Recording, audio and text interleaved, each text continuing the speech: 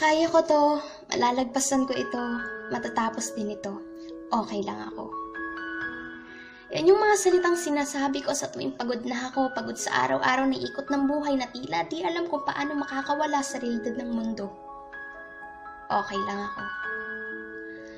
Okey lang akong pilitin yung sarili kong ngumiti sa gitna ng sitwasyong ako'y humihikbi sa kakaiyak habang nakakulong sa isang kwarto upang walang makarinig kasi nga ang alam nilang lahat ay okey lang ako. Okey lang ako. Okey lang magsawang marinig yung mga boses na kinakatakutan ko, magsawang husgahan ng mga taong hindi naman ako lubos na kilala, mga taong walang alam kung anong pinagdaraanan ko. Okey lang ako. Okey lang mapagod bumangon tuwing umaga, umagang walang kabuhay-buhay, umagang unti-unting nawawalan ng kulay at umagang nawawalan na ng pag-asa. Okey lang ako, iiyak, mapapagod, magpapahinga, pero hinding-hindi susuko. Alam kong hindi ako bibigyan ng pagsubok na hindi ko kayang malagpasan.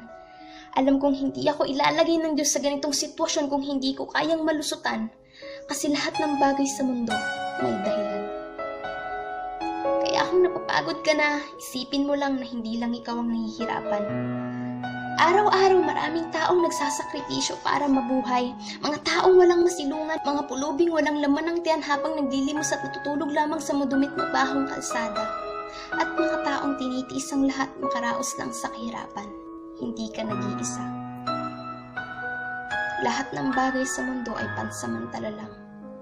Ang buhay ay parang isang gulong na kung minsan nasa ibaba ka, bukas makalawa, ikaw ay makakabangon at magkakaroon ulit ng pag-asa. Ang umaga mong malumbay ay muling magkakaroon ng kulay sa tulong ng may kapal. Kaya okey lang ako.